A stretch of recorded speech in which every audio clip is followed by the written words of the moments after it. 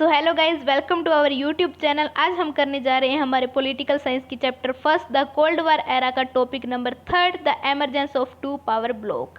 तो इसमें क्या है, बेसिकली जो हमारी दो सुपर पावर थी वो चाहती थी कि हम अपने जो इन्फ्लुएंस का एरिया है उसको एक्सपेंड करें दुनिया के कोने कोने में, और वर्ल्ड जो है वो डिवाइड हो जाए दो अलायंस सिस्टम के अंदर। तो इस दौरान एक स्टेट क्या चाहती थी कि वो सबसे ज़्यादा जो प्रोटेक्टिव सुपर पावर है उसके साथ रहे, ताकि वो दूसरी सुपर पावर के इन्फ्लुएंस को लिमिट कर दे और उसके अलायंस को भी लिमिट कर दे। तो स्मॉलर स्टेट्स ने क्या करना शुरू कर दिया, उन्होंने अलायंसेस बनाने शुरू कर दिए सुपर पावर के साथ, ताकि उनके खुद के जो पर्पसेस हैं वो फुलफिल हो सके, ताकि उनके प्रोटेक्शन मिल सके, वेपन मिल सके, इकोनॉमिक हेल्प मिल सके।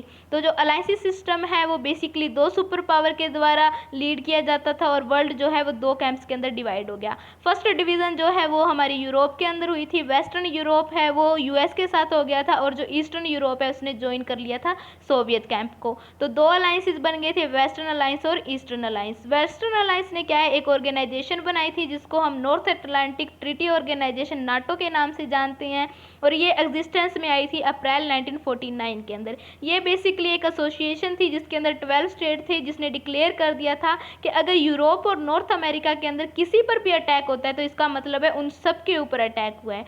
इसी तरह से ईस्टर्न अलायंस, जिसको हम वार्सा पैक्ट कहते हैं, वो लीड किया जाता था सोवियत यूनियन के द्वारा, जो कि 1955 में क्रिएट हुआ था। इसका प्रिंसिपल फंक्शन क्या था कि हम नाटो की जो फोर्सेस हैं यूरोप के अंदर उनको क्या काउंटर करें। तो कोल्ड वार एरा के दौरान जितने भी इंटरनेशनल अलायंसेस बने थे उनका बेसिकली रीजन क्या था, या तो वो रिक्वायरमेंट थी सुपर पावर की या वो कैलकुलेशन थी स्मॉलर स्टेट की। तो यूरोप जो है वो बेसिकली हमें पता चल गया कि मेन मुद्दा बन चुका था कन्फ्लिक्ट का दो सुपर पावर के बीच में। तो इसी तरह सुपर पावर्स ने क्या करना शुरू कर दिया, उन्होंने अपनी मिलिट्री फोर्सेस को यूज़ करना शुरू कर दिया, ताकि वो ज़्यादा से ज़्यादा पावर गेन्स कर सके, ज़्यादा से ज़्यादा अलायंसेस बना सके। ये इंटरवेंशन हम सोवियत यूनियन की देखते भी हैं। ईस्ट यूरोप में सोवियत यूनियन ने इन्फ्लुएंस करना शुरू कर दिया था ईस्टर्न यूरोप को। तो जो हमारी ये जो ईस्ट और साउथ ईस्ट एशिया और वेस्ट एशिया है, इसमें एक अलायंस सिस्टम बना लिया था यूनाइटेड स्टेट ने, जिसको हम सीटो या सेंटो कहते हैं। सीटो मतलब South East Asian Treaty Organisation, central treaty organisation. और जो सोवियत यूनियन है उसने कम्युनिस्ट चाइना के साथ क्या क्लोज रिलेशन हो गए थे, और जो इसके साथ साथ उसकी जो रीजनल कंट्रीज थी, नॉर्थ वियतनाम, नॉर्थ कोरिया और इराक, उसके साथ भी हो गए थे। तो कोल्ड वार एरा ने क्या किया, बेसिकली एक थ्रेट कर दी थी, वर्ल्ड को दो अलायंस सिस्टम के अंदर डिवाइड कर दिया था।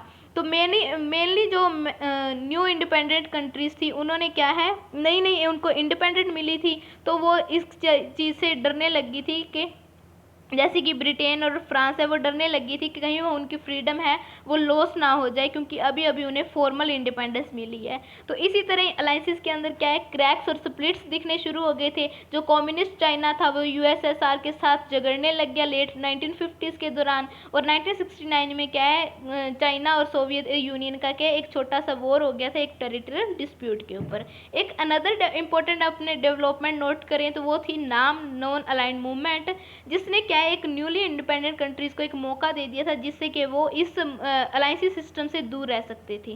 तो यहाँ पे एक क्वेश्चन अराइज होता है कि अलायंस सिस्टम की ज़रूरत ही क्या थी सुपर पावर को, क्योंकि वो उनके पास पहले ही इतनी आर्मी वेपन्स थे। तो ऐसा क्या कारण था कि जिसकी वजह से उनको अलायंस सिस्टम बनाने पड़े, वो भी स्मॉलर स्टेट के साथ। तो मेन रीज़न क्या थे कि उनको एक तो विटल रिसोर्सेज मिलते थे, जैसे कि oil and mineral smaller state से, टेरिटरी मिल जाती थी जिससे सुपर पावर अपने वेपन्स और ट्रूप्स को लॉन्च कर सकते थे, लोकेशंस मिल जाती थी जहाँ पर वो एक दूसरे को क्या स्पाई कर सकते थे, इकोनॉमिक सपोर्ट मिल जाती थी जिनसे उनके क्या मिलिट्री एक्सपेंसेस जो थे वो फुलफिल हो सकते थे।